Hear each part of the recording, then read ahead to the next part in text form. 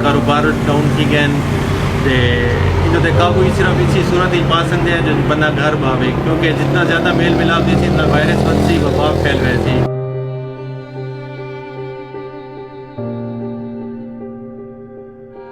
सब्जी कितनी है, हर शय महंगी है, कुछ सस्ती है कोनी। कोरोना वायरस है, मजूरी दिहाड़ी है कोनी, हुकूमत घर सुती पई है, अस इतना के जलील जफवार खड़े हैं।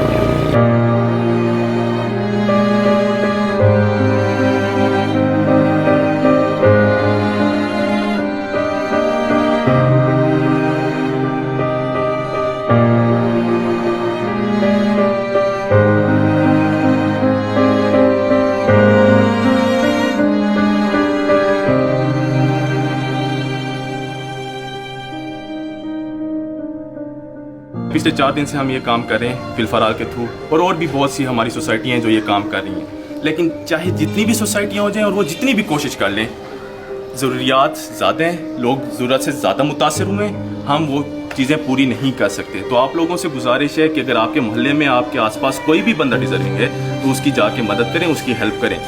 शायद फिलफराल ना आ सके, शायद कोई और एजेंसी ना आ सके, लेकिन अगर आप लोग खुद हैं, आपके पास इतना है कि आप 1 महीना आपका कुछ अर्सा सही चल रहा है, तो आप अपने साथ वाले हमसाये को दें ताकि इस मुल्क के लोगों को फ़ायदा हो।